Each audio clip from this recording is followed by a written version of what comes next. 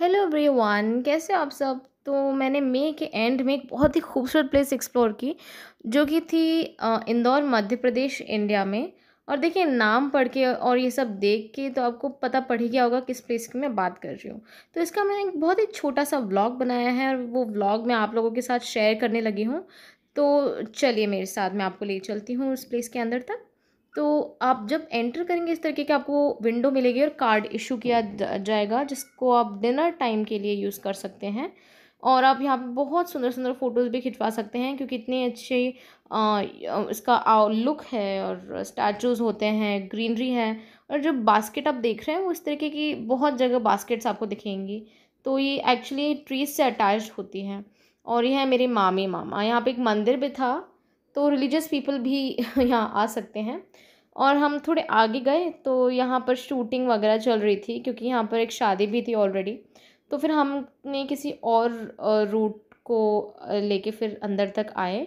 और फिर देखा कि यहाँ पे जितनी भी शॉप्स हैं वहाँ उसको ना इस तरीके का रूरल लुक दिया गया है जो कि एज अ हट फॉर्म में दिखती है और बहुत ही सुंदर लगता है। फिर हमने यहाँ का जलजीरा ट्राई किया जो कि फ़ेमस है।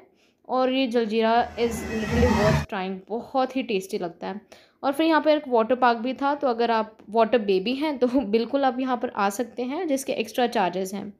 और फिर हमने अलग अलग कॉर्नर्स एक्सप्लोर किए। यहाँ पर गेमिंग जोन्स भी थी, उसमें भी इन्होंने इस तरीके का मधुबनी पेंटिंग और अलग अलग हट्स का शेप दे के रखा था।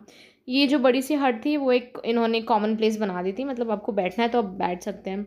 और यहाँ पे स्ट्रीट फूड के भी बहुत सारे खाने के काउंटर थे। आप पुचका ले लीजिए, पानी पूरी, जो आपको चाहे वो आप खा सकते हैं। और उसके जस्ट सामने ना बच्चों के लिए इस तरीके का प्लेग्राउंड वगैरह बना था। और फिर एक एक दो दो घंटे में इस तरीके के डांस अरेंज्ड हो रहे थे। और ये जो लेडीज़ है ना वो कील जो होता है ना, शार्प नेल, उस पर डांस कर रही थी। तो it was really really appreciable. और इनका जो बैलेंस था वो देखने लायक था। और ऑब्वियसली इसमें कोई कॉस्ट नहीं था। और फिर थोड़ी देर बाद मैजिक शो अरेंज हुआ तो फिर हम मैजिक शो देखने चले गए। लेकिन यहाँ पर फ़ोन अलाउड नहीं था तो मैं एक भी ट्रिक आपके साथ शेयर नहीं कर पाई। तो यहाँ पर पपेट शो भी था, पपेट शो भी it was so cute and amazing. और ये हमारा कज़न, फिर से इसको ना राइड्स का कुछ ज़्यादा ही शौक है, तो ये ऊंट मतलब कैमल राइड ले रहा था यहाँ पर। और बड़ा इन्जॉय कर रहा था, मतलब मामी को तो ऐसा लग रहा था गिर ना जाए, लेकिन he was really enjoying it. और यहाँ पर ना एक अंकल ने बुला लिया इसको इसके साथ मैजिक ट्रिक करने के लिए, देखिए। ऑल इन ऑल काफ़ी एंटरटेनिंग एक्सपीरियंस था। और फिर थोड़ी टाइम बाद शाम हो गई, तो शाम को ना इसका जो नज़ारा है वो देखने लायक ही बनता है। सब जगह गोल्डन लाइट्स लग जाती हैं, बहुत ही सुंदर लगता है। और फिर डिनर का टाइम हो गया था तो हमने जाकर देखा तो लाइन्स ऑलरेडी बहुत लंबी लंबी लग चुकी थी। तो हमने फटाफट से शू रैक में शू वगैरह हमारे रख कर और हम लाइन में लग गए थे। एंड ये आप लाइन देखिए, एंड दैट इज़ मी।